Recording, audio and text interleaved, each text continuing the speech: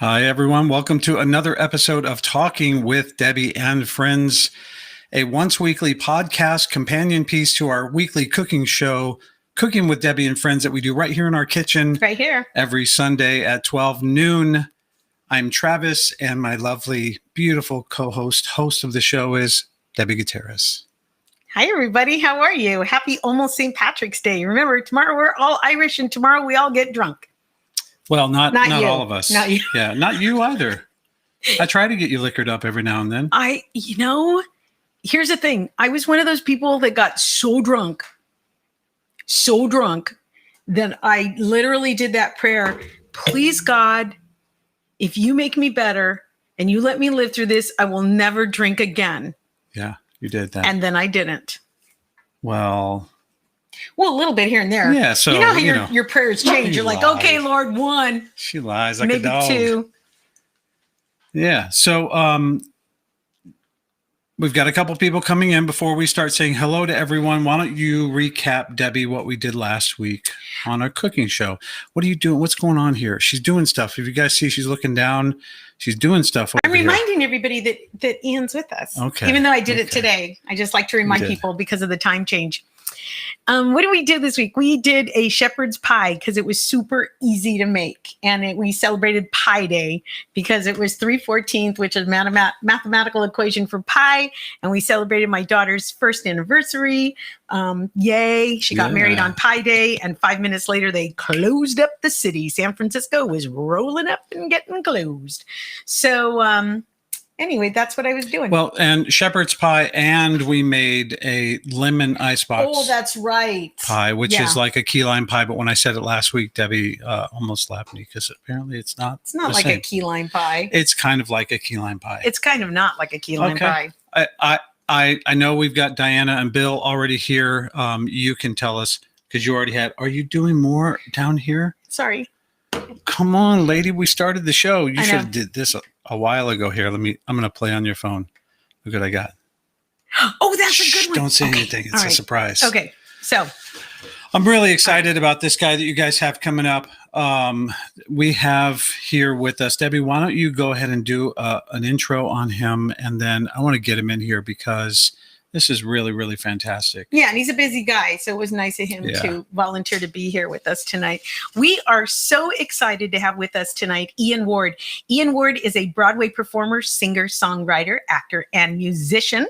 And I've had the incredible pleasure to meet and work with him through Norwegian Cruise Lines and catch several performances of him in Footloose, where he played the lead character, Ren McCormick. He was outstanding. Yeah. Standing O's every night. She FaceTimed me from the ship telling me what an amazing guy he was. I know. I'm like, this guy's a star. Every now and then I find somebody I can count on 3 fingers and I will tell you, watch this person. That guy's going to be a star. This person's going to be a star. Yeah. His most recent show before the pandemic closed things up was in the hit Broadway musical Rock of Ages, in which he played Drew, the musician who heads to Hollywood with a suitcase, his guitar, and a dream. Yeah. And we're going to talk about Rock of Ages later because it was one of the best shows I've ever been to. And we've been to a lot of shows. And when Travis and I found out he was going to be there, of course, we bought tickets and we went. And I knew kind of what to expect from Ian, but I had no idea that he would just floor us the way that he did. And he was also in the Green Day musical, American Idiot. And since the pandemic, he's moved to the entertainment capital of the world, Las Vegas. He moved back because he was there before. He moved back to Las Vegas and has continued to perform and make new music. Please welcome. Well, wait, before we bring him in, I want to let you guys know, because we've got a lot of people here already. We do have a lot of people. My dad, Diana, Bill, Loretta, Paula, Suzanne, Matt Hidalgo, all of you guys that have not yet, I see the number over there is more than that number of people. Make sure if you got a comment, a question, if you just want to say something to Ian, put it in the comments below, because we want to make sure that that he has a chance to answer that. And with that, my lovely And I want to say real quick, Matt Hidalgo, he goes, I looked on all his clips. He's amazing. Yeah, Matt's a great singer Matt too. sings opera, and he is so excited about tonight. So can I do this now? You want to do it again? The whole, but without further wow. ado. She actually slapped me hard. Don't You ever like touch me. it. I know, but my dad's watching. That's kind of fucked up. Okay. Hi, Mike and Linda. Without further ado, please give a warm welcome to our good friend and amazingly talented friend, Mr. Ian Ward. Hey guys. Hey, what's Hi, up, man? Ian, you look terrific. Oh, you guys are awesome. Thank you for that awesome intro. I was cracking up the whole time, just waiting to jump in here with you. Yeah, did you slap? Did you laugh most when she slapped me in the face? I had to slap myself just to make sure that actually happened. That was, Bro, it was like a saint. Was it really loud or just loud in my head? Oh, I thought that was a sound effect that you were doing over there. ASMR. Yeah, exactly. No, it was real. So the first thing I want to ask you is, how are you doing during the pandemic? Are you safe? Are you healthy? How's your folks? So I've been blessed to not have ever gotten COVID or ever feel, under the weather. This past year has actually been the only year of my life, I feel like, that I've not been sick. I think just wearing the mask and following the social distancing helped me not get sick from anything. Mm-hmm. So that was good. But my parents luckily have not been sick either. We're all vaccinated now, me and my folks, because I've been living with them part-time and stuff. So luckily, we're all vaccinated, and I've been just kind of trucking in there. Health-wise, I'm okay. I'm all good. Yeah. No When you travel Yeah. a lot, you get sick a lot, and you used to travel a lot, right? Yeah. Oh my gosh. You know, Debi, from the ship, like, I feel like my immune system is like rock solid just from living on a ship for 6 months at a time. They have all this circulated air and all that stuff. Like, yeah, I've been, I also have a lot of health tactic, like the steamers that you get at CVS and all these little things that singers use to keep themselves from getting sick. I've been able to pick up over time just these little methods and stuff that help me stay healthy. So I'm okay at the moment. But you're right about entertainers. George Carlin used to have a joke about how they swam in sewage in New Jersey, because we never got anything. You know why? Because we swam in sewage. And I think the healthiest people in the whole world are old teachers. So are you comparing a ship life to? Absolutely. Yeah, they say we're getting all of our extra vaccine needles from the beaches of New Jersey, actually. That's where we get We can lick doorknobs. Yeah. Don't do that, though. Yeah, we'll talk about cruise ships. So we met on Norwegian Cruise Lines, and you were starring as Ren in the Broadway musical Footloose, and I was able to catch several of your performances. You always got an ovation. And then I met Ian when he came to see me, and I was heckled. Oh my gosh. No, you killed. You absolutely killed. I came back multiple times to your show as well. I think that we were each other's super fans on the ship. Like, we were. Your ads killed on that ship. Thank so you. Good. Thank you. I just wasn't used to people that, I don't know, I'm used to Vegas. Vegas, people dress up. They know how to act. I wasn't ready for these cruise people that like, can I put my beer right here on the stage? Just throwing a flip-flop at you. Flip-flops, right? And that guy that wouldn't put his phone away. And the thing that they don't realize is there's no security. Like in a comedy club in Vegas, if you're having a problem, you just go, can I get a club soda right here? And the bouncers know that person's gone. On a cruise ship, you're on your own, right? You're on your own. And so this guy that was giving me a hassle, they called the military police because that's the only security they have there. Put him on the ship's brig, huh? Throw him overboard. At some point, they just give up and they're like, well, we'll pick him up on the way back, I can't believe cruise ship people. I know. What? I'm not biting the hand that feeds. They're not feeding me right now. There's a lot of stuff that goes on cruise ships that people don't know about. The second they reopen, though, these podcasts will all be very positive about cruze ships. We'll all be like, no, cruise ships are great. Like, yeah, we love cruise ships. I love it when people throw flip-flops at me. I miss that. What's great is I learned that especially for Footloose, because they have such a good-looking crew, right? You guys are all really great looking. If you make friends with the girls in Footloose, they give you all the gossip because the officers tell them. Yes. Right? Oh yeah. The crew bar was always just the dynamics between the dancers from my show and like the officers. The officers have the privileges on the ship, so they're kind of like the big bosses, and they can make things happen for people around there. So that's always a funny dynamic to see. Yeah. Have you ever met the captain of the ship? Oh yeah. He came and have? saw Footloose. He saw Footloose a couple times and would like sit in the front row and he would. The funniest thing was he would always have like 3 beautiful crew girls with him too, just on each side of him, like sitting in the front row, like bawling out. I'm like, it was just always. It was like that. You guys are like, who's steering the ship? Yeah. Well, I was in the stairwell, the one that the crew has to take. And everybody stopped and stood at attention. I'm like, what the hell's going on? And so he comes down and everybody stands at attention and people salute him. And I just went, hey. And he's like, how did this Mexican get back? No, he looked at your credentials probably, right? He's like, you're not wearing the laundry outfit. Like, why is she dressed in normal clothes? Why is she dressed? Right? I always get for the help.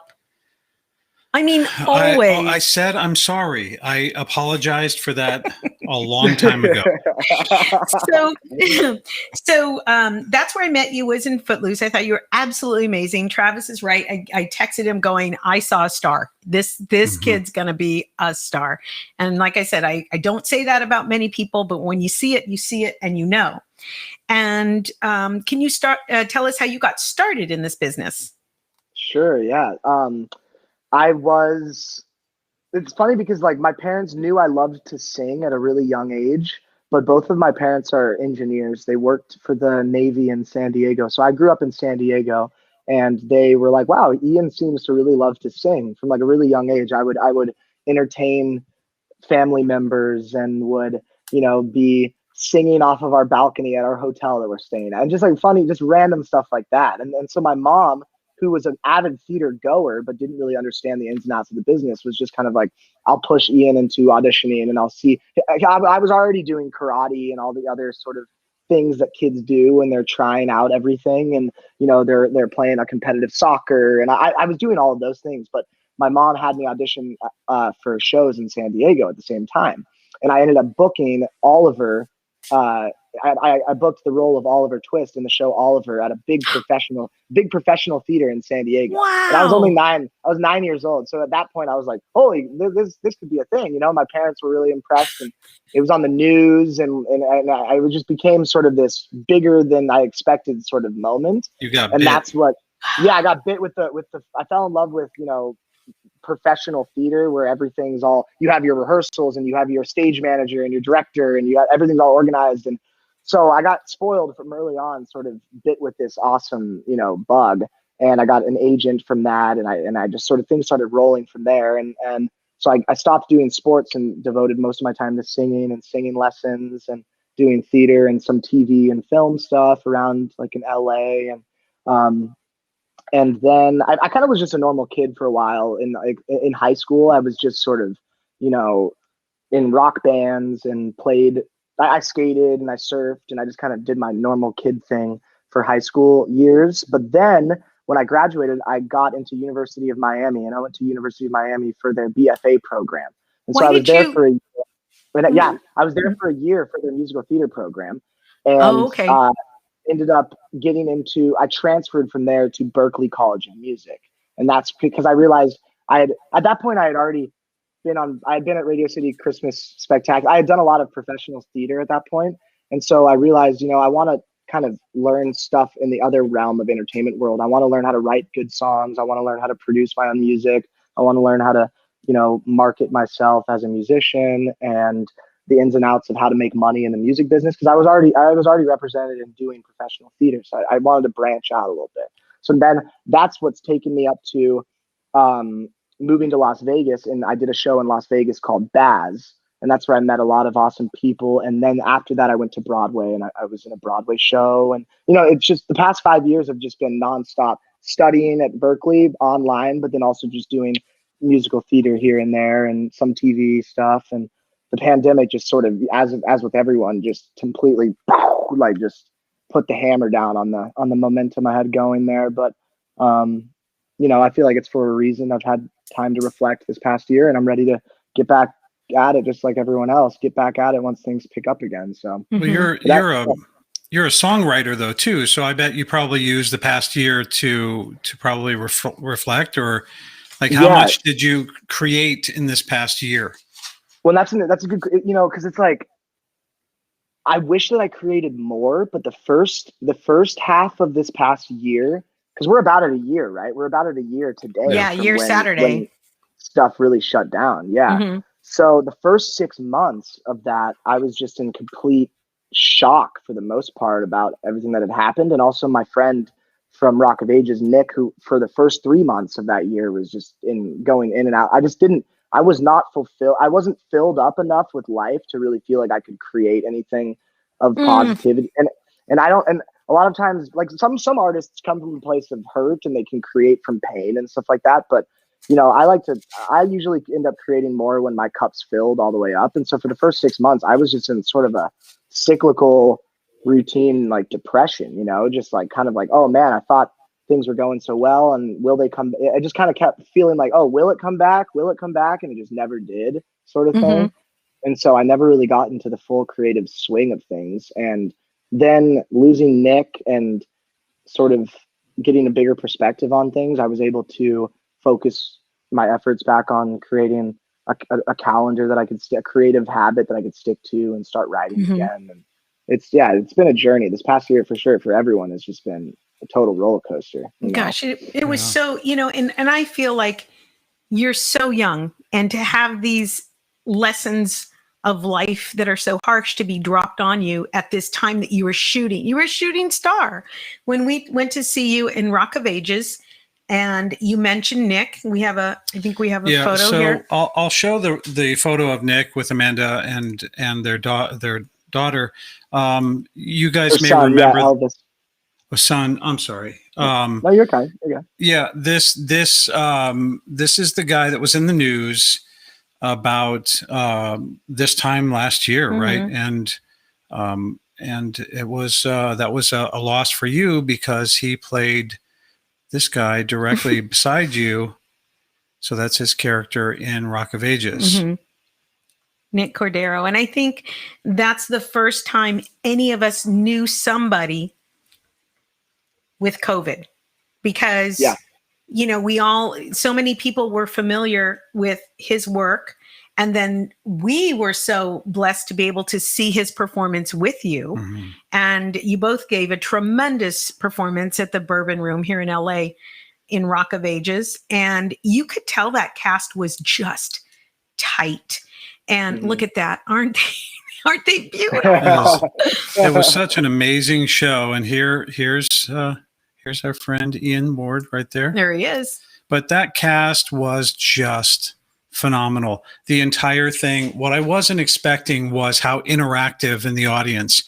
Debi kind of filled me in, but you're sitting there and you don't realize the entire room, the entire theater, everything, they're everywhere. And you feel like you are literally part of this amazing show that's happening.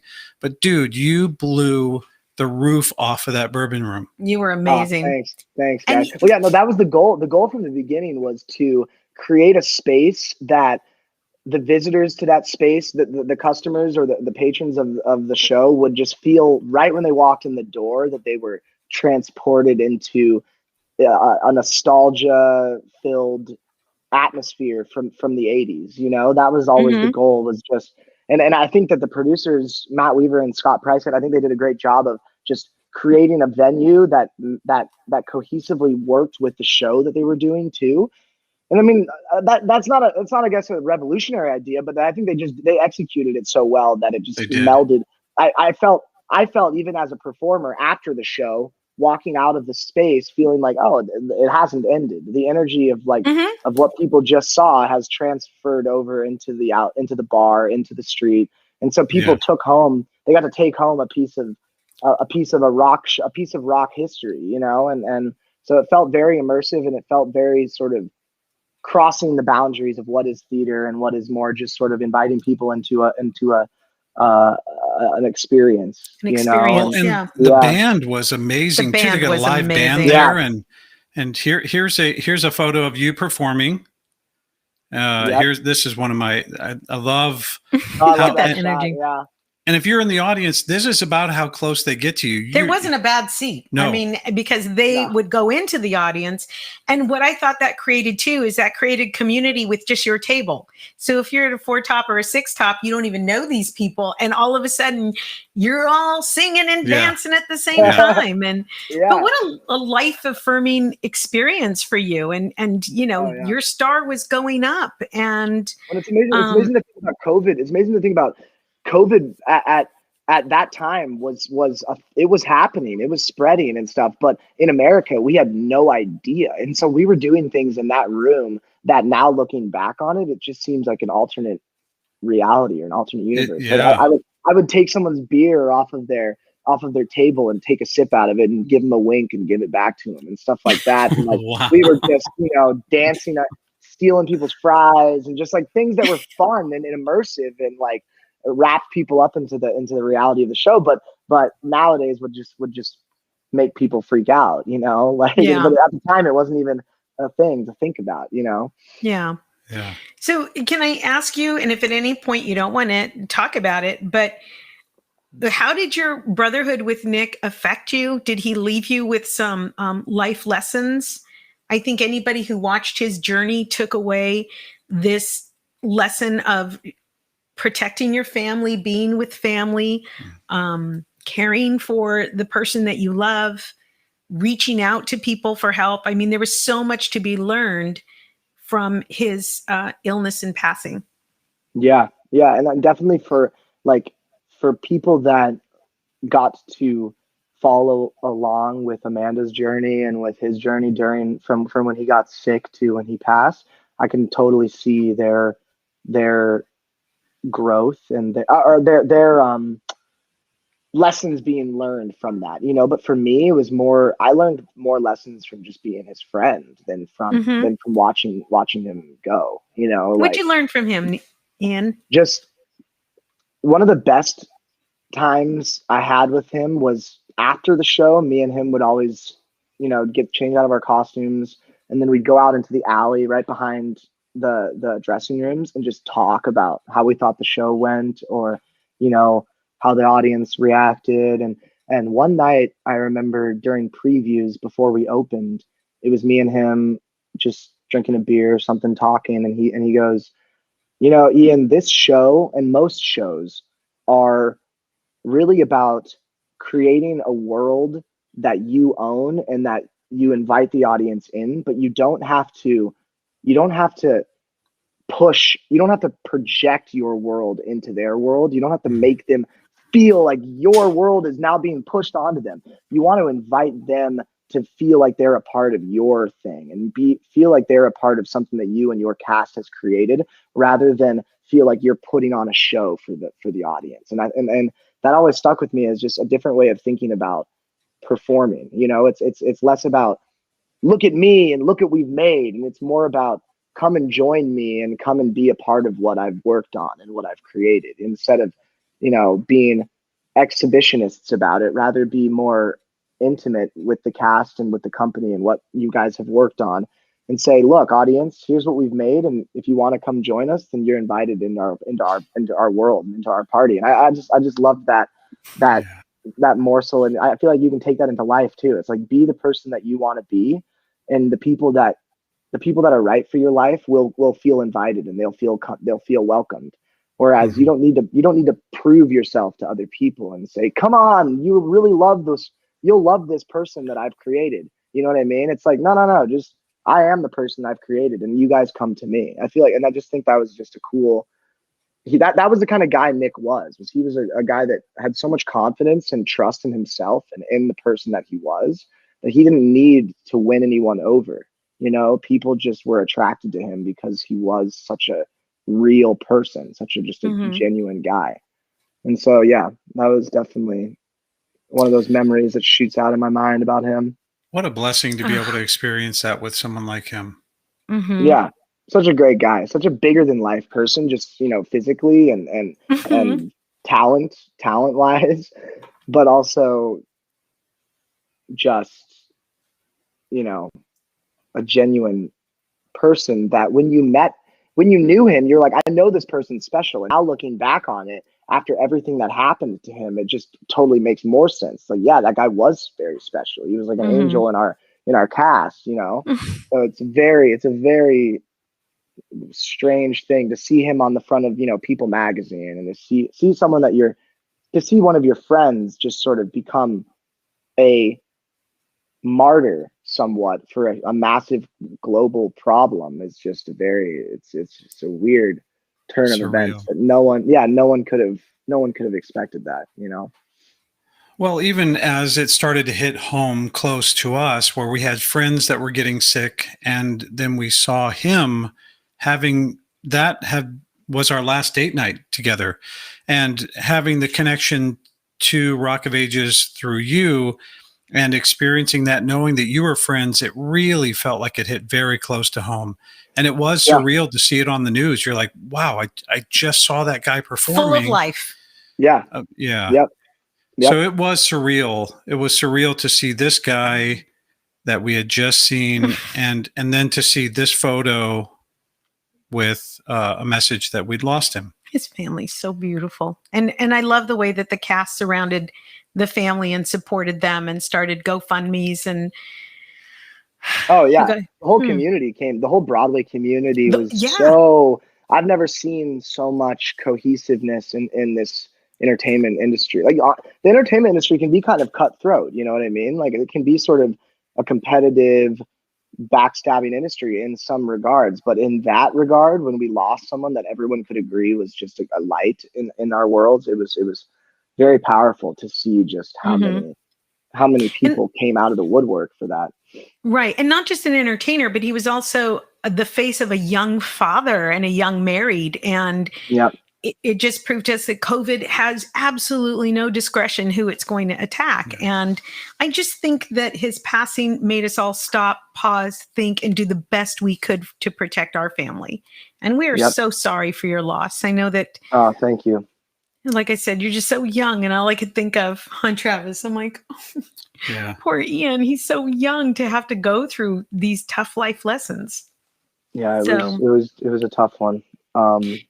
I still feel that he's, his spirit is still 100% with me. And I know that sounds cheesy, but I'll pick up my guitar and be writing something, and I'll just picture him saying, just write as many songs as you can. Because he wrote a lot of great songs, and he never got the chance to release them, or got the chance to fully manifest what he wanted. Because me and him would have late night conversations about, he wanted to start a record label and wanted to sign me and produce my stuff. And we always would have these like kind of dream talks about what we could do with our songs and our voices. And just, I can hear him basically being like, don't waste time, and also don't be afraid to just do it and just release it. And life's too short. Just live your life. Don't stop overthinking it and just do it, And is that what made you pick up and leave LA and go to Vegas? Because you thought maybe that could be a way to start making music? Or well, when Rock of Ages, when everything happened and around this time last year, it felt like there was just a vacuum in Hollywood. Like it felt like just everything, the whole reason I was there just sort of got swept out from underneath me, and the industry, like the people's doors were closing, and I was paying for a studio that I could no longer really afford. And so it just kind of, everything happened so quickly where I need to go home back to San Diego and hit the reset button and just sort of just figure some stuff out. And just the kismet of everything ended up being that the assistant director of Rock of Ages, his name's Eric Jordan Young, and he's one of my biggest confidants in this industry, and he's just been always there. He's the reason I did Footloose on the cruise ship. He's just been there every step of the way for me. And he introduced me to these guys in Vegas who opened up a supper club called the Vegas Room and they were looking for entertainers. They were looking for guitarists, singers, people from Broadway, stuff. They were just looking for people to entertain their customers. And that's where I got wrapped back into Vegas. And I realized when was that? that was in about late June, early July of last year. Okay. And So you're this no is still a lot stranger to going on. Vegas, right? You've performed and lived in Vegas before. Yeah, and I've got a good group out here of people that I can work with, or that I could call upon, like band members. And the guy who produced my latest song, True Love, he lives out, like, I love a lot of the artists and musicians that live out here. And so it felt totally normal for me to come back out to Vegas and work with You got to have community. Ruby. And yeah, I needed community. I needed a space to be able to play and perform, and Vegas just ended up being the godsend for this year, you know? Well, it makes sense for you, for sure, because of everything that you do. You're a singer, you're a performer, you're a dancer. I mean, there's a lot of opportunity for a guy like you in Vegas. So that totally makes sense. And I've been playing Vegas for like 26 years, and you are hard pressed to go find just a singer. Just a supper club singer. That's all you want. You just want to go and you want to hear some music and just enjoy the Vegas nightlife. And it's kind of been taken over with these big shows with explosions and what have you. So I think the only place you can really go is maybe the Cosmos to Rose Rabbit Live. Yeah, to see singer, but even that's a production. And Vegas used to be completely peppered with these really beautiful places that you can go and have a cocktail and listen to music and listen to musicians. Well, you know what, Debbie, but it's coming back. It's coming back because of the pandemic, like the clubs, those nightclubs where you would stand in line and spend $100 to get in to watch a guy on his laptop. Like, those places all had to close down when COVID hit. And so now those places that you're talking about that nurture, singers and small acts like that, they really did well this year, because the locals, this place, the tourists all left and the locals wanted some classic entertainment. And so these little supper clubs started popping up, and that's where I've been playing. That's exactly what you're saying. That's terrific, because that is Vegas. I get it that you're saying that it's because of COVID, but you're too young to remember that was Vegas. That was exactly what Vegas was. And people that played the Strip, they would all, we'd clock out at midnight and go find a supper club to go and just have a cocktail and listen to some music. And it was a big part of Vegas. But it wasn't a big money draw, like, the guy on the laptop that throws a whole entire sheet cake into the audience. Well, but that's why it makes sense that the locals would bring that back, because that's what the people want, not just the tourists. But you said something a minute ago about True Love. Now, this is a single that you've got, and I put up on the screen for those of you listening on Spotify later, Ian Ward, Outward.com. It's also available on Apple, on Spotify, and SoundCloud. This is one of your originals. Is that right? Yes. This is an original I wrote. Actually, I wrote this song when I was on the ship, when I was on the cruise ship for Footloose. That was one of my questions. Yeah. Because you have all this time on a cruise ship, and everybody goes, "Oh, I wrote my novel. Oh, I wrote 6,000 more jokes, blah, blah, blah, blah, blah." Yeah. I just kept praying we wouldn't sink. That's how I spent all my time. And then she would read Danielle Steele. Yeah. I read trashy novels.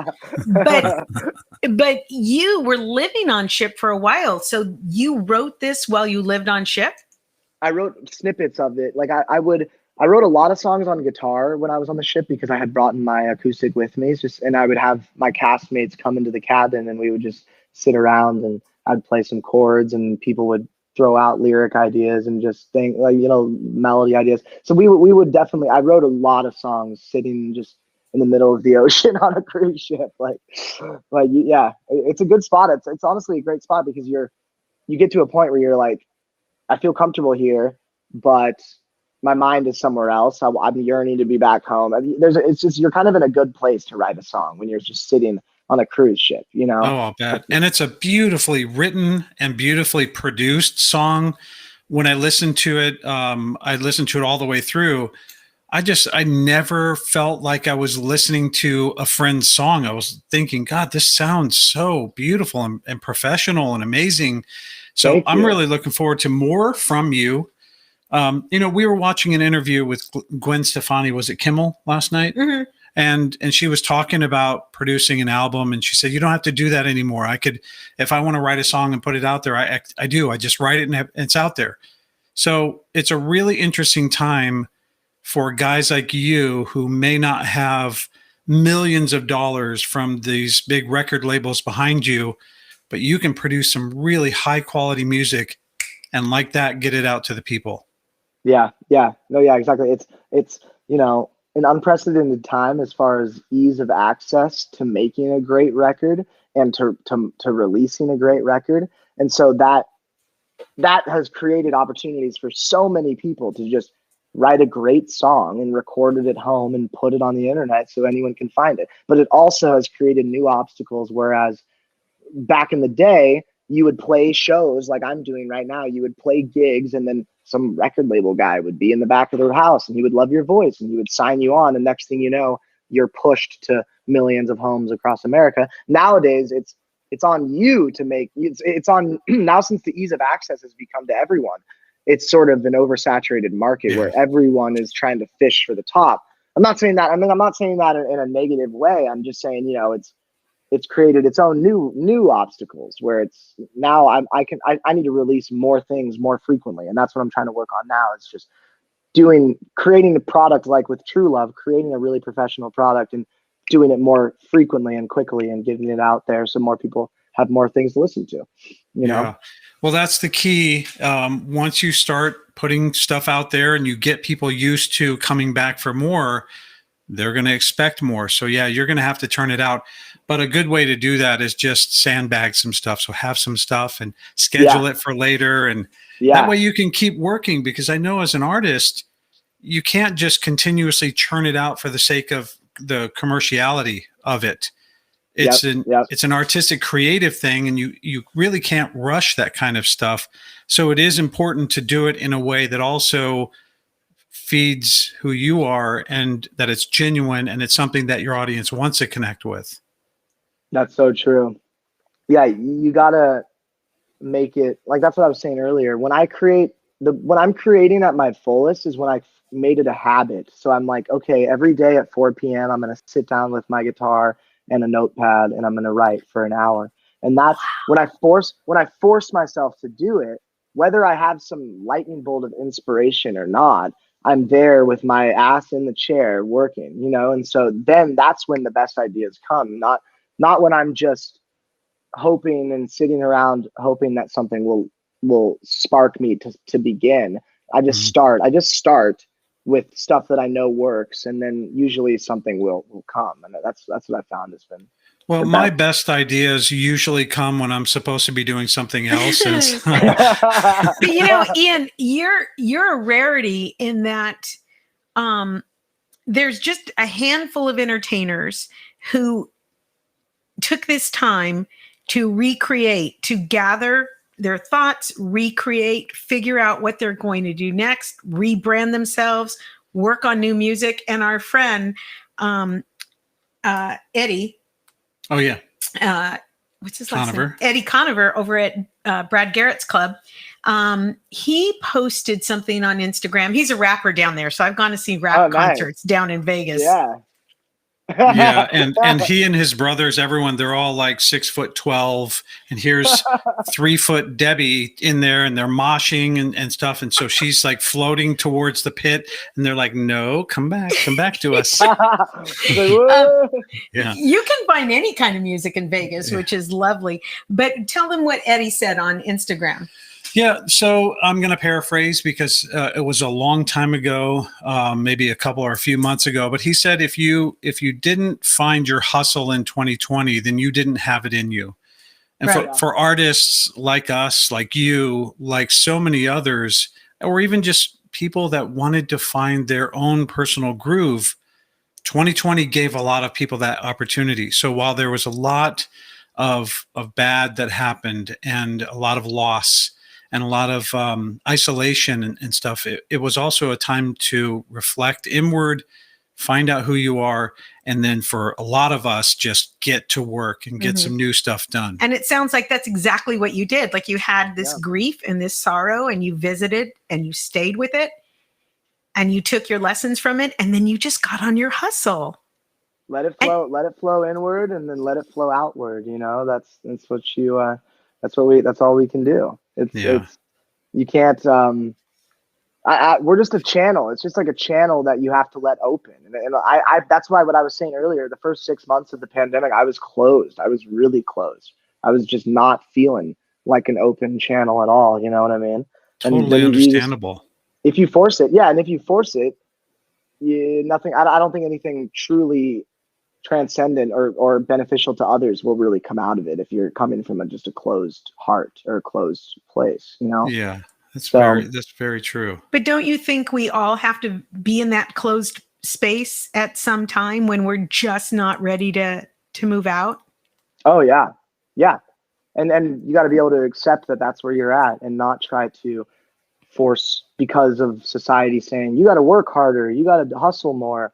And it's like, a lot of artists struggle with that, where it's like, I just don't feel right. I don't feel like I am at a place where I want to create something right now. And the society is saying, no, you have to create. And it's like, well, maybe just accept that that's where you're at that moment. And if creating helps you work through that, then that's good. But if not, then find something else. For me, it's nature. I love just getting outdoors and, hiking or snowboarding or surfing, or like if I get out in nature, that usually is a good reset for me, and will put me back into my equilibrium, where now I'm like, okay, I've got the energy that I can let things flow outward now. So you need that stillness so that you can reflect, and then you can come back into it. I feel the same way. I started roller skating in December. Nice. And I know it sounds funny, because if you look at me, I don't look like the kind of guy that should be roller skating. but there's a quiet, and there's just this. There are beautiful trails back here. Don't go back there at night because you'll be murdered. But there are trails, and they're beautiful. And there's just this stillness, and it's just you and your heartbeat and your breath. And it's in those moments that I find the most amount of peace. So when you're talking about hiking and connecting with wildlife and that, I've seen your posts where you're hiking, and you go to some beautiful places. That's where you get filled up, so that you can come back at it with more authenticity. I also think that agents and managers, I know it's their job to get you out there, but I think their voices can really confuse you at times. Yeah, I forget. Sometimes it's like I forget who's working for who. In a lot of those situations, it's like, I know so many young actors that struggle with that. They're like, oh, I just don't feel like I can talk to my agent about something that's really bothering me. And I just think I get where they're coming from, because I've been there too.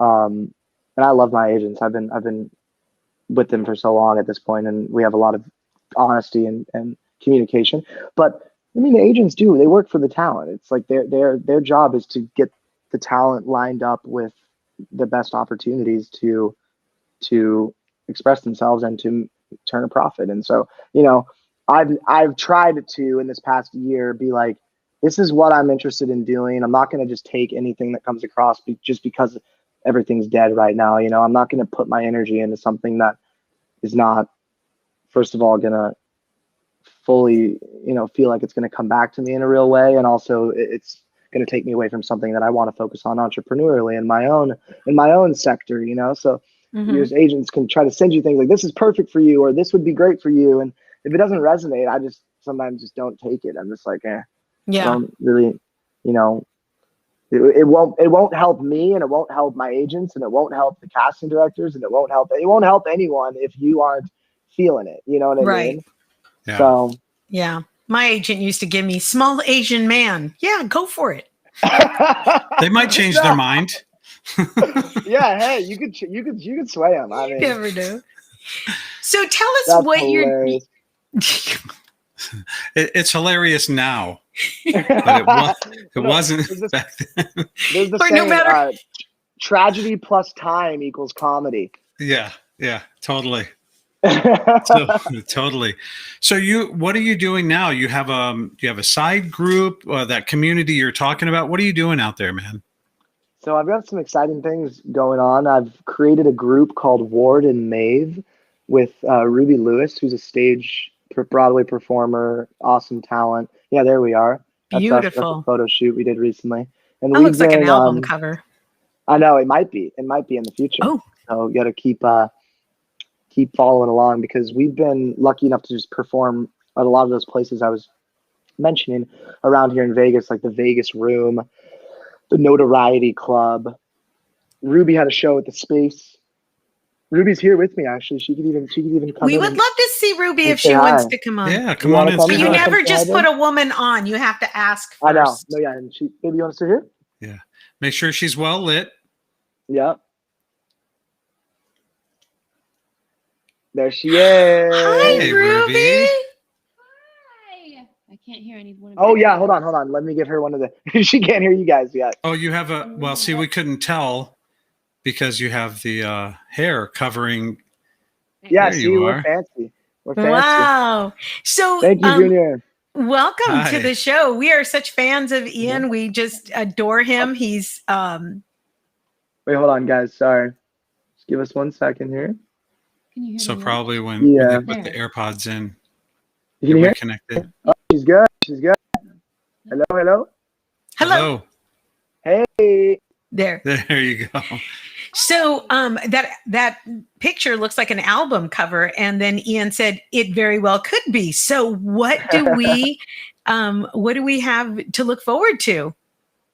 Yeah, I think Ian and I have, we realized 3 years ago that we, meshed as people, but then we started realizing that we actually meshed really well vocally. So we started kind of messing around with just harmonies and sounds. And I'm from Kentucky, so I draw a lot of inspiration from country music, and the Civil War is one of my favorite duos. And then we've leaned into this kind of Fleetwood Mac, Buckingham mix thing, and so we're trying to do a combination of cover songs and then trying to figure out what our original sound would be. And But like, we're picking up some cool new things. Like I've picked up the harmonica. Like, we're just trying to like expand our horizons. So I picked up the harmonica recently, and I've started to learn how to play the harmonica. And then she Nice. started playing the drums. Like, she picked up like a little like the I'm playing the bucket. she's playing the bucket, like the street performance. Okay. But we've been, Yeah. it's a really cool. Get a it's cajon, really- Ruby. Get a cajon. yeah. And just sit there and Just a few days ago. I really want one. Nice. It- Hey, it's down the road for sure. I actually have a clip of you two. Do you mind if I play it? No, please. Yeah, please. Because I want the audience to see what you guys are all about. And I found this and I was just like, wow, I need other people to hear this. It's so amazing. Hang on 1 sec. And still those voices are calling from far away. Waking up in the middle of the night just to hear them say, "Not caressing me, giant guru day." Oh, I'm living it without you. I can't give. I can't give anymore.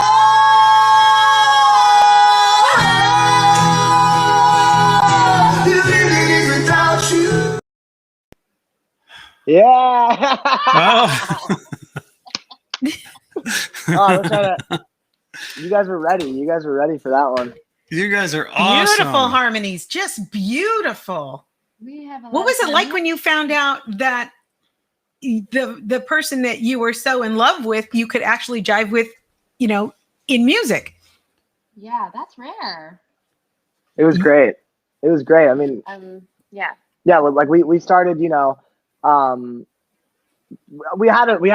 had a little bit of experience. Obviously, we've been in musicals together and big productions with big production value and everything.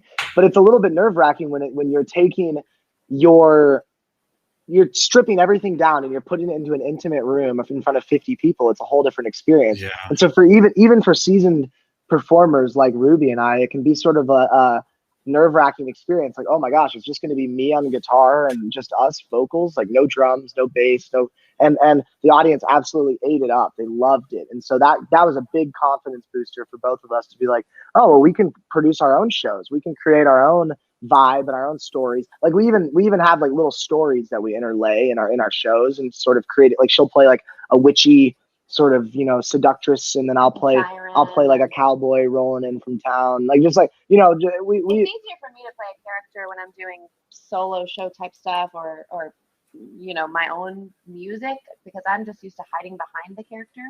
I don't like to be me. I mean, I like to be me, but I don't like to really be me in performance. I prefer to be a grandiose entity. So that's why Born of Maeve, like Maeve is definitely an alter ego of mine.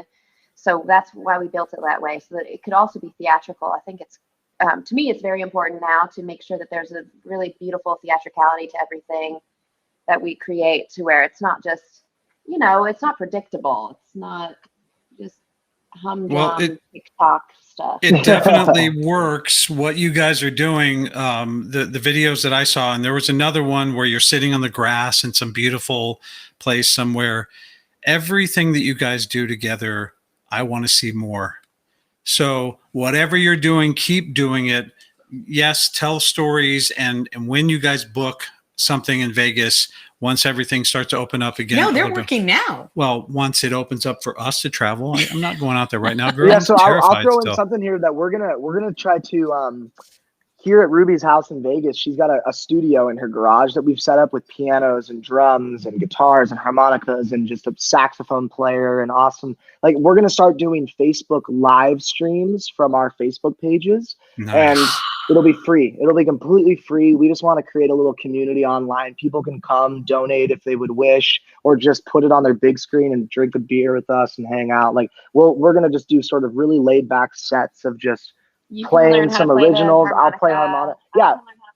It'll be jam sessions that people can feel like they're a part of with us, Fun. and join in on the fun. So we're going to start doing that in the next couple of weeks, and you'll see us you'll see us post about it online and push some marketing out there for it, so that we'll share your posts, because we are the people that listen to us, they're so amazing. They go and visit other people's shows if we talk about it. So we had Sandra and Connie in the heart of Texas, and they would do a karaoke show. We have a new guy, Matt Hidalgo, who's watching, and he does everything from Broadway song to pop to opera. And so, because people love these kind of interactive shows, they love it. Well, let me just tell you guys, I've got it on the screen. So we do send the audio of this show out to Spotify after. So if you're listening to this on Spotify or wherever you get your podcasts, in the description of this particular episode, you will find the links to Ian's website, his Instagram, Facebook, which is where he's going to be doing his Facebook Lives with Maeve and the other Ruby and the other musicians. And then there's also a link to his YouTube and Spotify. Please, you guys, everyone that's watching right now and listening, it's on the screen. Go to him, click the link in the description, follow, click like, support him, because what he and his friends are doing out there in Vegas is so necessary. And we just want to keep pushing people to support, because listen, this is how community is started, and this is how we get back to some normalcy. So follow him on IanWardOutward.com, Facebook.com/IanWardOutward, and Instagram the same, and then click the links and you guys follow him, please. So besides the Vegas room, where else can we see you? So basically the Vegas room has been where it's been at. That's been, I'm hoping that they're going to open a new venue down the street that's going to be able to hold a 5-piece band on stage, and it's like a 250 seat capacity venue. And so when they open up the Nevada room, I'm going to try to get a band together and do some shows in there. And then, I don't know, there's been articles that have come out about Rock of Ages reopening this fall or this winter in Vegas. So, there's a lot of exciting things. The light is at the end of the tunnel, and it's growing brighter every day. So you can find me on my Instagram. I'm going to be posting new music coming up in the next couple months, hopefully a package of songs. Ruby and I will be performing online for free for anyone who wants to join. And or here in Las Vegas. You can catch me here in Las Vegas. I also really want to do a live streamed performance with the Rock of Ages band at the Bourbon Room venue. And so I'm in talks with the producers there of going back home to the old venue and doing a show with the old band there and trying to raise That would some be money so for good. the COVID victims. And yeah, so that'd be really fun.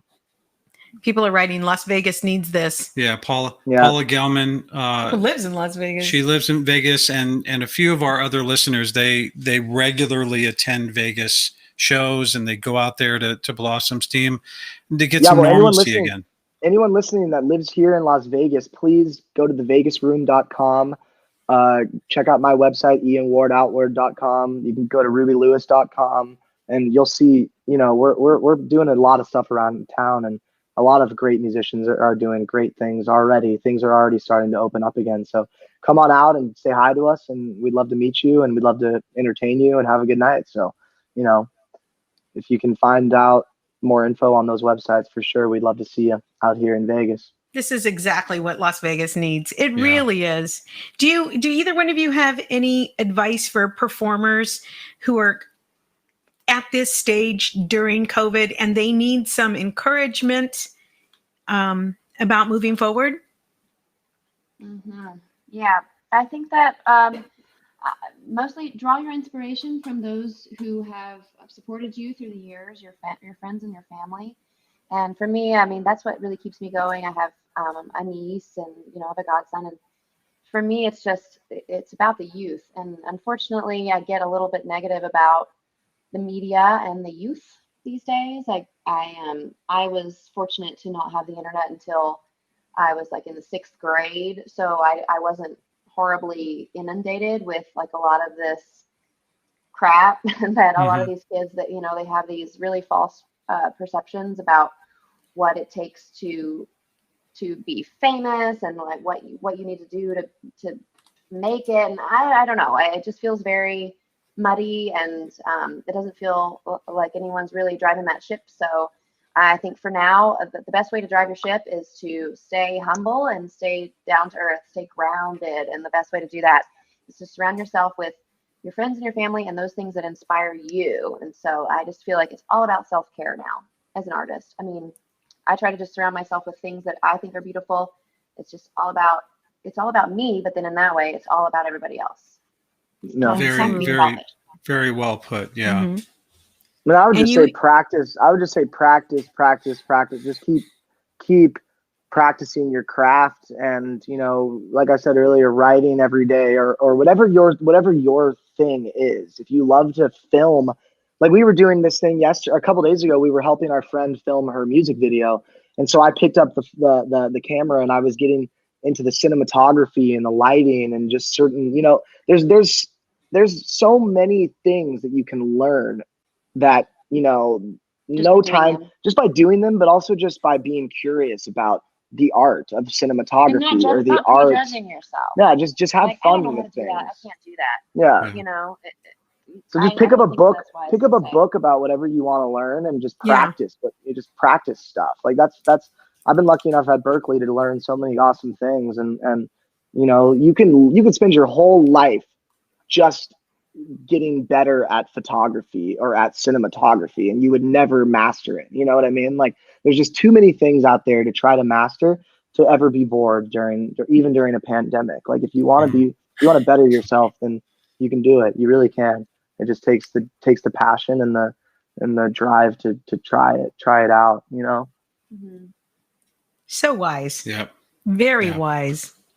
I mean, sometimes it can feel like you're at the, you feel like you'll never make it. You'll never reach it. And some people, because of circumstances, they never might make whatever society says they should make. And they might never become what society says is a successful artist, but at least they had the passion and the curiosity, and at least they actually took a step forward. That's more than 95% of people can even say. Right. So you're an artist. If you take that first step, you are now an artist, and you can be proud of yourself for that.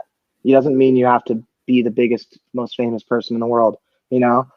I think it's better just to make that first step and to show that you're interested in something. Like, well, if I can propose something here, I feel like your live streams need to have Ian's inspirational moments where you share stuff like that to encourage, because you're absolutely right. We need to encourage people to stop being consumed by this thing and be consumed by art and by the magic of learning. And so you're absolutely right. Both of you, to both of your points that you've made, I think very well said. And like Debbie said, really wise for you to say.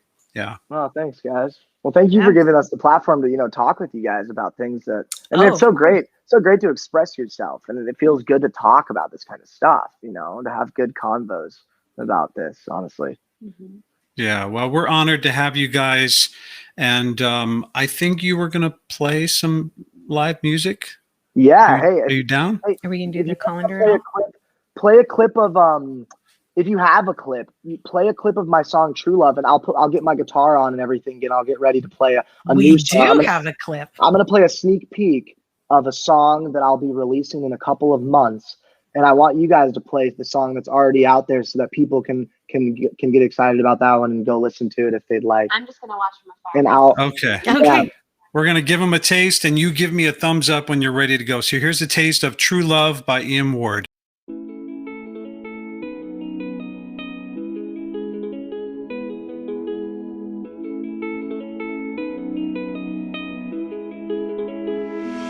I was falling into love just to fall right out, asking existential questions, what it's all about.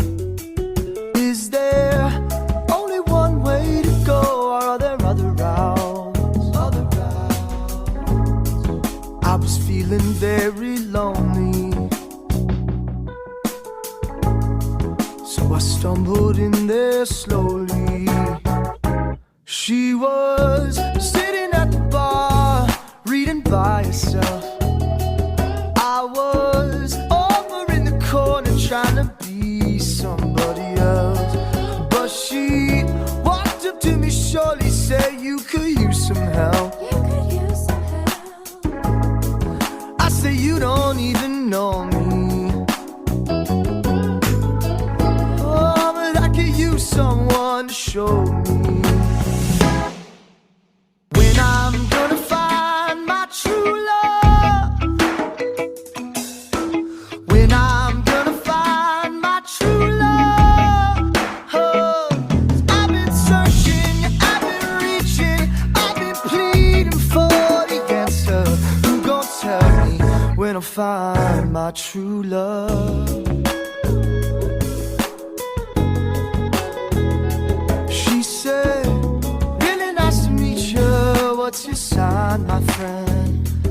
I said, I don't believe in signs, I play and make pretend. She said, how do you expect to know it when you reach the end? She answered herself for me quickly, and her words are still here with me. Oh, you might never find your true love. You might never find your true love.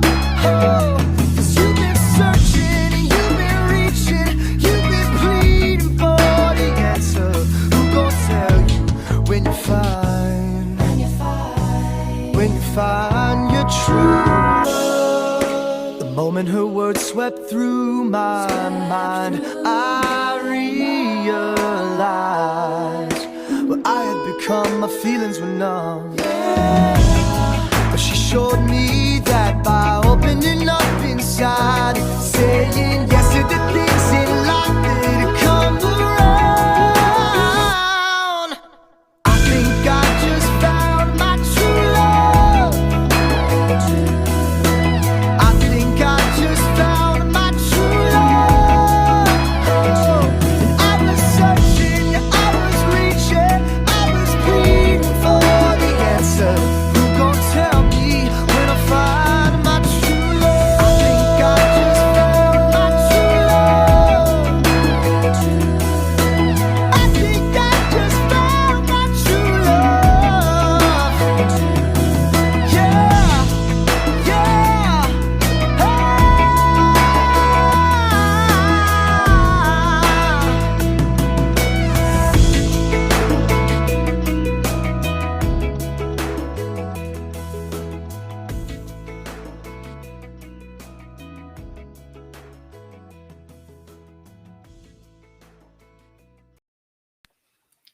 Wow. Dude. That sounds even better with these headphones on. Man, oh my God. That's so fantastic. You are amazing. Your vocal range on that too, and just the how smooth it was. As soon as you start singing, I'm like, ooh, come on. Oh, Yeah. thank you guys. And thanks for all the comments. I see everyone in the captions saying that they love the song. Thank you guys so much. That means a lot. I really appreciate true that. love. Yeah. So tell us what you're going to do, and then we're going to mute our mics so we can just listen to you. Okay, yeah. So this is a song I wrote. It's called "Spend All My Time," and I'm going to be recording this one actually with the same producer that recorded "True Love." I'm going to be recording this one and with him, and I hope to be releasing this one in May. So I've got a collection of songs. This being one of them. It's about 5 love songs that I've written that I'm going to be recording and producing and releasing to the public. And so I'm excited to play this one for you guys. Not many people have actually heard this one, so we're excited to hear it too, man. All right, here we go. This is "Spend All My Time."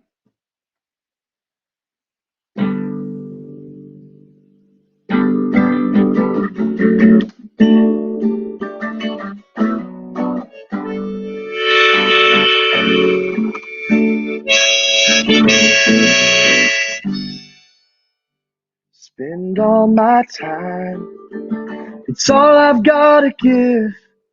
2 nickels, 1 dime, a common narrative.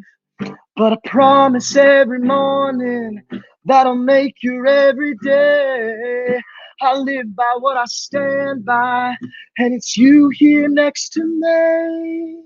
And you don't know the way you make me feel. Oh, I want to show the truth, my love is real. Oh, and we could go, oh, anywhere you wanna be, darling, if you spent a little time on me.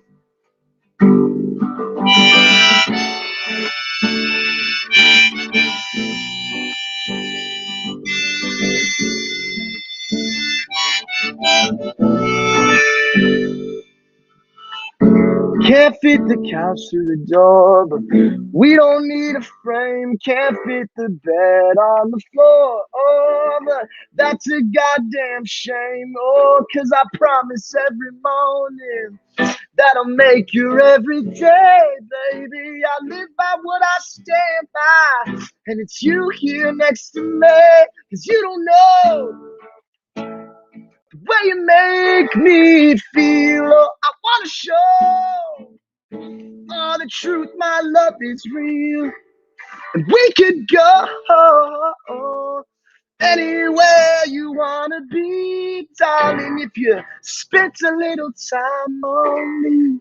Oh, baby, if you just spent a little time on me.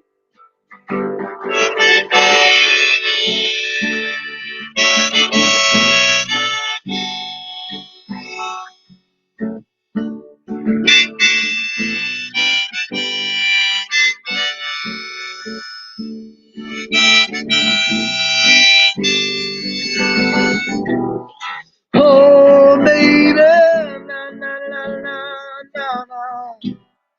Come on now, darling, if you spin it with me, 'cause you don't know the way you make me feel. Oh, I wanna show all the truth, my love is real. We could go anywhere you wanna be, darling, if you spent a little time on me. Oh, darling, if you spend a little time on me. Come on now, baby, if you spend a little time on me. Yeah, yeah. Woo! Thank you. Very nice, Yay! man. Oh, Ian, I'm so proud of you. Thank you, I am guys. so proud of you. I want to echo a sentiment that's here. I love the fact that he puts his heart and soul into his music. not once when you're listening to you do you feel that it's not authentic. Mhm. We were talking earlier about you finding that stillness and that authenticity that you want to put into your art, and I feel like you've captured that in that song. And Mhm. I got to see you perform live again, man. Yeah.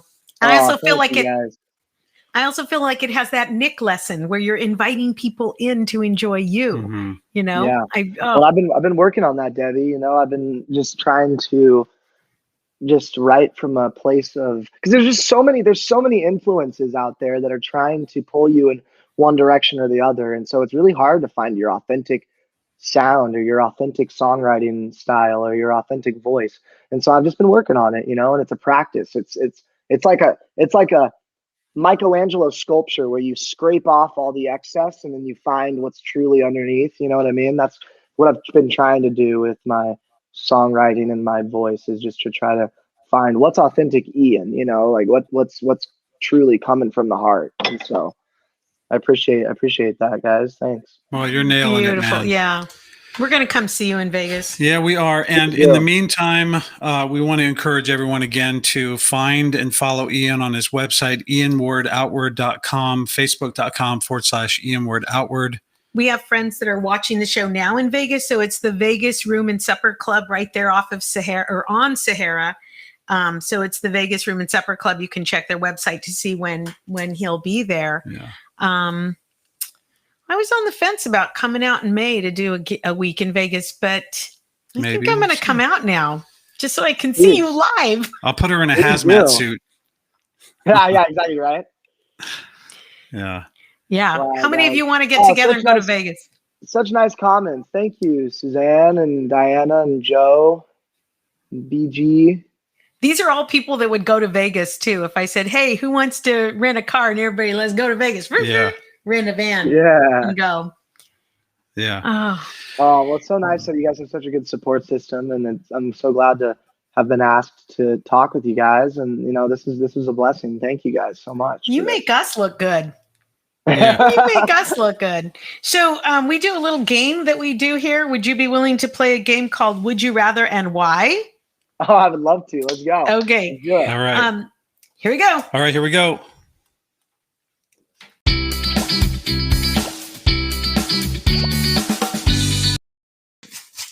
All right, Ian. He was getting into that I've music. never seen you dance like that. That was a nice little bop you guys had playing there. Yeah. Hey, Ian, this is a colander of questions. Okay, go ahead and pick one, babe. I knew you had the sound effects over there, Travis. I know what you're doing. Yeah, I'm gonna help you get set up with this so we can do your live shows too. Oh, that'd be awesome, man. Okay. Here you go. Let's go. Would you rather let your significant other look at your text messages or let her control your finances? Well,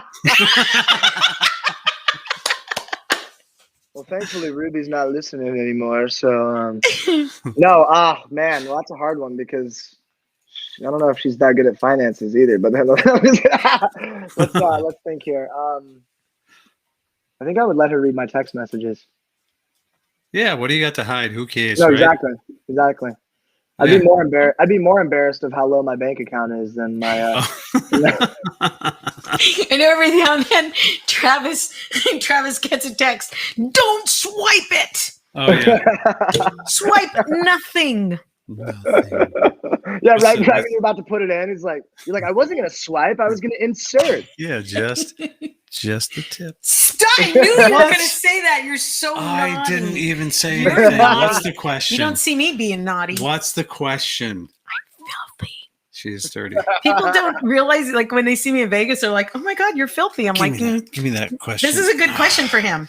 Would you rather be forced to sing along to every song that you hear or be forced to dance along to every song that you hear? Sing along for sure. Yeah. Well, we saw you 1,000%. dance. I feel like with No, you these guys don't moves even- here, yes, You it's guys got don't to be even know sing. this funny. You guys don't even know this funny backstory. But you know, in Footloose, how Ren McCormick is the lead dancer. Who teaches the whole town how to dance. Yeah. And that's what I got cast as. Like, I got cast as the guy who teaches everyone how to dance. I was the worst dancer in that entire cast. Like there's no way. Like when I showed up to rehearsals, I was like, wait, I'm teaching these dudes how to dance? Oh, Oh, Lordy. God. Okay. Bro, you had some moves. Come on, look at this. No, Look at this. that's I know, but he has moves. on Footloose, and we've got to see his I got feet. moves. See, I'm a mover. I'm not a dancer. I'm a mover. Okay. I like to Fair say. enough. Yeah, that's fair enough. I fake it till I make it with a lot of things in life. Like it works out, but Nice. Well, it's working out well with you. It sure seems to be. Would you rather switch places with a spider or a mouse? a mouse. Because Why? More mobile. I got more running around space. I feel like a spider doesn't. I mean, a spider kind of just sets himself up in one place and just makes that home, and that's not me at all. I like to move around. I like to be on the move.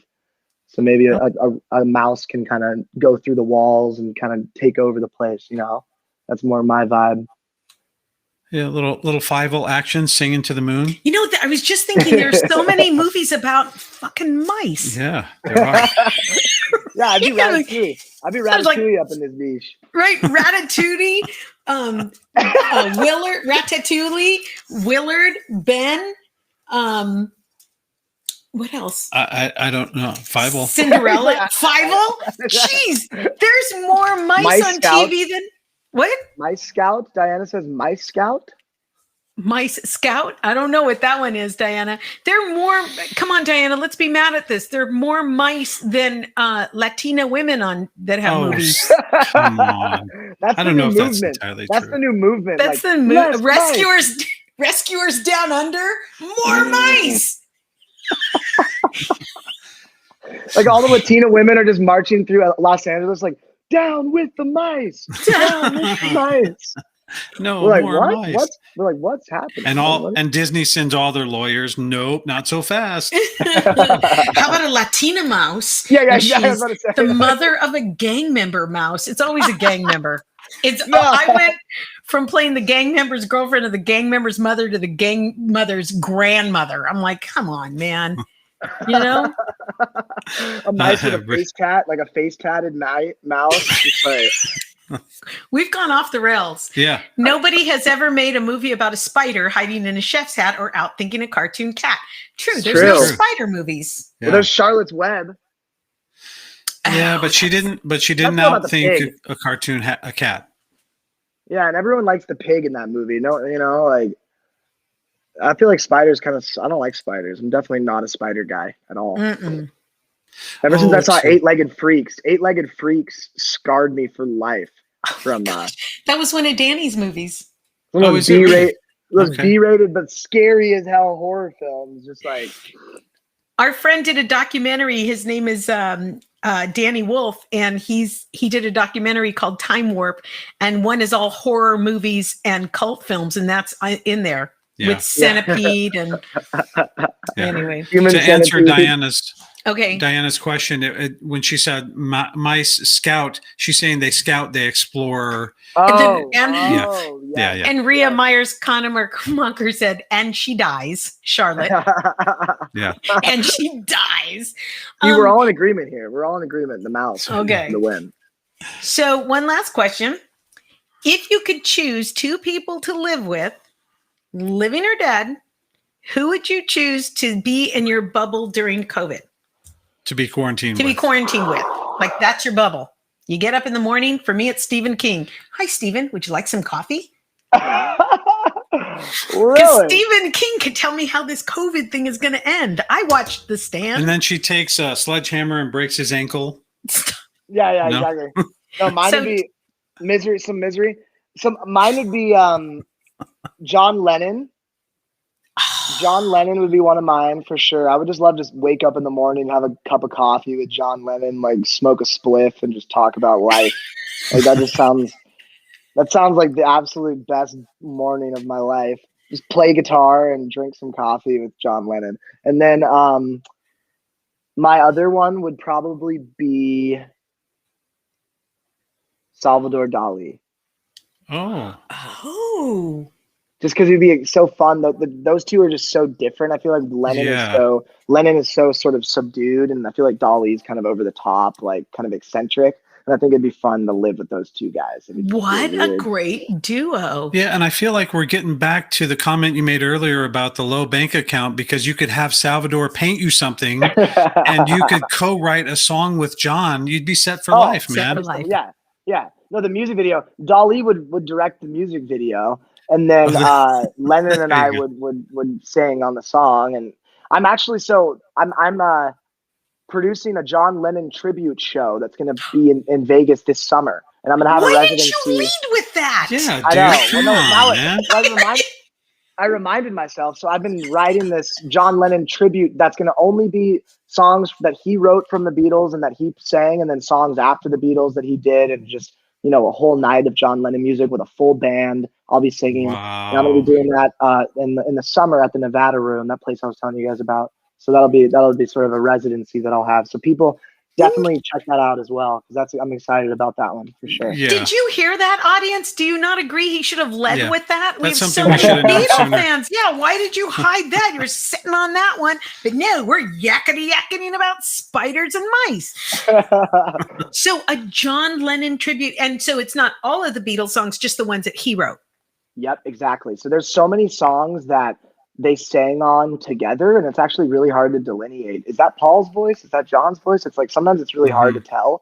But online there's a bunch of lists, and I've done my own research as well. Just I own all the vinyl anyways, and you can see, this song was actually just Paul McCartney. Like Yesterday is Paul McCartney, and he wrote that song. And then there's songs that John did the same thing with. And so, you know, over time I just have an affinity towards John. I don't know. I think I used to love Paul when I was a kid, but now I've just gotten into this mystique of John Lennon and his songwriting and his voice. And so I decided I would write a show that would start with his earliest Beatles songs and end with his song with Double Fantasy right before he was assassinated, and tell a story and just do all of his music, or not all of his music, obviously, but my favorites, my personal favorites from John Lennon. And And that'll be in the Nevada Room in probably the summer, like maybe June or July of this summer. And I'm gonna have good. I'm gonna have a month-long residency where I perform there every Friday night for the whole month. So you got a residency again, something else you could lead with. Yeah. Dude, why are you so lazy? Oh, Residencies are so big in Vegas. Yeah, it's exciting. These guys have been so good to me. Tom Michelle and David Robinson, the chef of the place, they've been so good to me, and they like my work and they like Ruby's work, and so they keep asking us to come back. And you know, they've helped us so much during this pandemic. So I owe them a huge shout out, and that's why I've been pitching their place so much, because they're really nailing it. They're doing a great job, and they've been good to me. So it's been all right. But. Well, everyone listening, you hear that? They've been good to artists, and we know what happens when that happens. We support venues that are good to artists. So please go to the Nevada Room when you're out in Vegas. And the Vegas Room Supper Club. Go in the summer to see his show, but also other times when you're out in Vegas too. Support other artists. Oh, I see someone said they loved the Across the Universe duet clip. Thanks, guys. Thanks, Suzanne. Aw. Oh yeah. Well, there's actually a longer one on there. And before we actually close the show, so we'll do our little spiel after we kick you out of the room. But I would love to play your song again. Just have that be the last thing we do on the show tonight. Would you mind if I do that? Oh no, I would not mind at all. I would love that, actually. And thanks for pitching that song. I mean, it's available to purchase on my website. I would love for people to buy the song if they would. Why didn't you say that? Well, I said that earlier. Don't stop yelling at him. This is not your son. I know, I'm sorry. This is not your child. Ian. No, she can treat me like her son. It's okay. Sorry, I yelled at you, Ian. She's my second mama. But guys, definitely buy the song on my website or at wherever you get your music. You can buy it on iTunes. You can buy it on CD Baby, Amazon. But just stream it, share it with your friends. I really love seeing people listen to. I love, when people post on Instagram, "Hey, I'm listening to your song." That warms my heart so much, because it takes so much work to make a song. So when you see people actually enjoying it, that's why I do it. That's the payoff. You know what I mean? So So I'm glad that Well, you guys are pitching it for me. It's worth every penny that you would spend on it. So do support Ian. I'm going to throw out one more time again where you can find and follow him. Ian, we cannot wait to go see you perform live again. You're I a can't wonderful artist and an even more wonderful human being. We're honored to have you join us here on our show tonight. Yeah. Thank you for sharing your highs and your lows and how you got through everything and your honesty.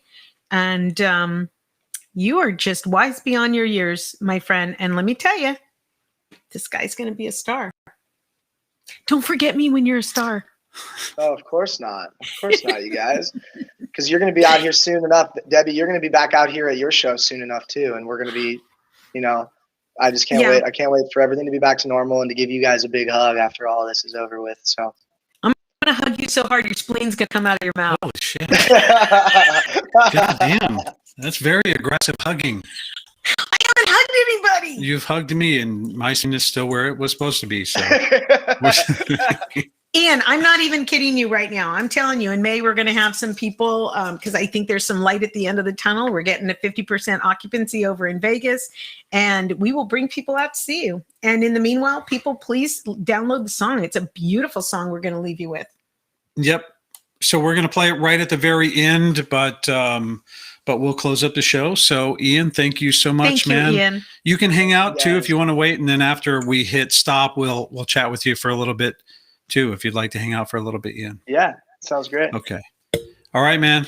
Thank you again. Thank you, guys. Thanks for everyone that tuned in too. Thank you guys so much for listening in, and thank you, Debbie and Travis, for giving me the platform to talk. And I really enjoyed chatting with you guys. It's been awesome catching up again. Our pleasure, man. Our pleasure.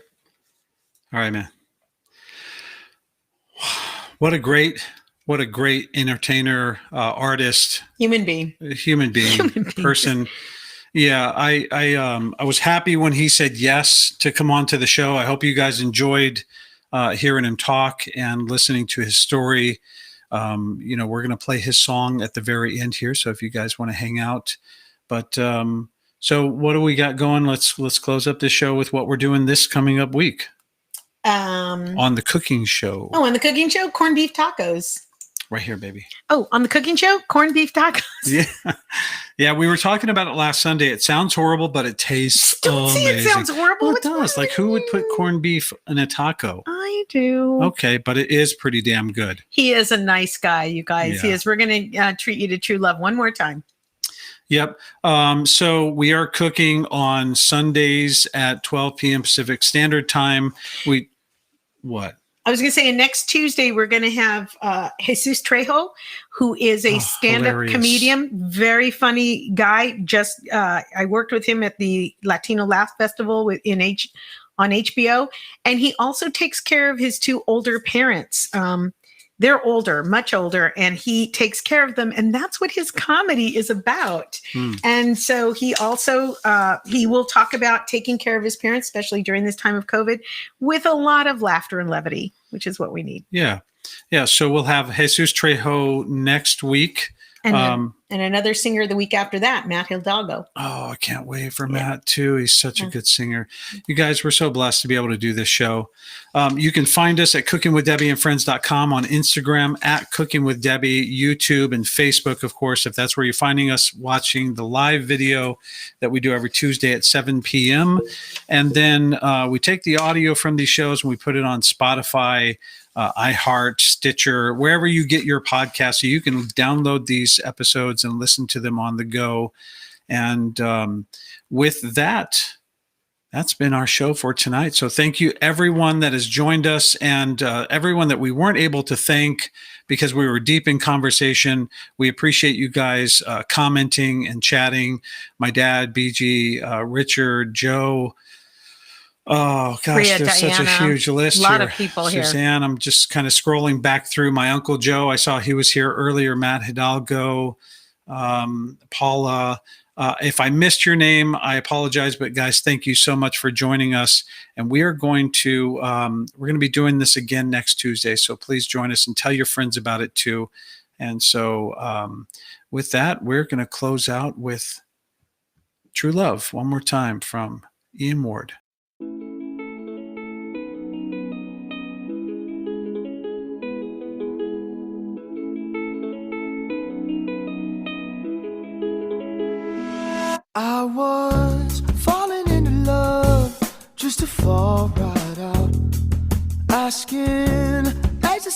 questions what it's all about. Is there only one way to go, or are there other routes? Other routes. I was feeling very lonely, so I stumbled in there slowly. She was sitting at the bar, reading by herself. I was over in the corner trying to be somebody else. But she walked up to me, surely said, you could use some help. You could use some help. I say, you don't even know me. Oh, but I could use someone to show me when I'm gonna find my true love. When I'm gonna find my true love. Oh, I've been searching, I've been reaching, I've been pleading for. You gon' tell me when I'll find my true love. She said, really nice to meet you. What's your sign, my friend? I said, I don't believe in signs, I play and make pretend. She said, how do you expect to know it when you reach the end? She answered herself for me quickly, and her words are still here with me. Oh, you might never find your true love. You might never find your true love. Oh, 'cause you've been searching and you've been reaching, you've been pleading for the answer. Who gon' tell you when you find, when you find your true love? The moment her words swept through my mind, I realized what I had become. My feelings were numb. Yeah.